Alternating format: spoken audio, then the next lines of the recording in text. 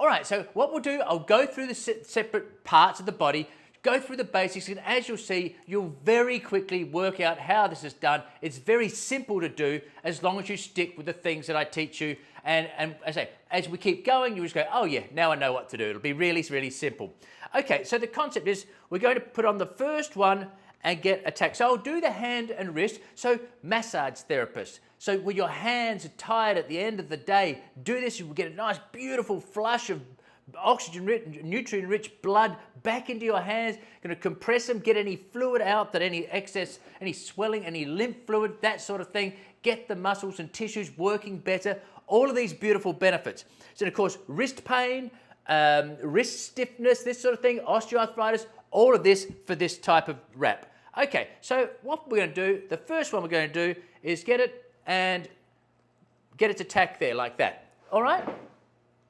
And then once we've got that, we're off to the races. We're good as gold. So no more than 50% stretch. So if you need to go to 100 and come back, no more than 50% stretch. And then overlay around about 50%. Don't worry if it's 60%, whatever, you know. But so there we go. So we're going to keep that. And as I say, when you get a little bit more used to it, if there was more pain, because we want to compress, so if there was more pain, let's say on this side or this side, you want to aim at more compression if it's that side there, the ulnar side, as you go through. Okay, so we're just going to wrap the hand up like that and bring it on. And again, make sure there is no tingling, no numbness, no pain, no feelings of, oh my God, this is too tight. You know, if your brain's telling you to take it off, then you've gone too tight, okay? But it should be no numbness or tingling in the fingers. Okay, and you just kind of come around the wrist there. All right, bring it on, and you can come up around further. So this is, we're covering that whole wrist. Nice compression. I'm going to come back here as we wrap it around. So you can see that, whoop, there we go. So I want to get more pressure there. So we're going to leave this on for 30 seconds, whatever's tolerable for you, but no more than 2 minutes. And then you're going to find a little spot here, and you're going to tuck him in.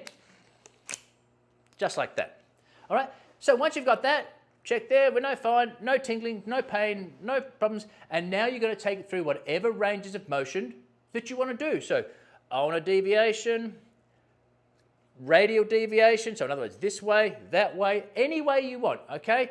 Flex it, you could do active, extension, flexion, okay? Turning this way, to whatever ways you want to do it. You can do overpressure, and you'll get used to this if you're not used to these words, overpressure and stuff like that, but pressing it in, down both ways, don't hurt yourself, go in your own tolerance. Now, if you want to challenge it more, you might want to press it against a surface here. You know, if that was a wall, press it against a surface, go like through this, and that is what you're doing. You're going to get it moving in for the next 2 minutes, whatever is 2 minutes max, right? So this is absolutely comfortable. So this is what I've been doing for my wrist. And I've got this beautiful spring. I haven't had this for years, and I kid you not. This springing movement, you see that? So if you look at that one's rock hard still. So I need to work on this one. This one was the same. I've managed to get whatever's going on with these joints in this wrist, these carpals, I've got beautiful extension going on there. And I've never had that spring. So I haven't been able to do it. I haven't tested yet, but I haven't been able to do a push-up. I need those handles. So I'm not sure. Well, with this one, I won't be able to. But this one, I can actually press. There is no way I have had that amount of extension there for years. For years. So I can tell you, I'm impressed.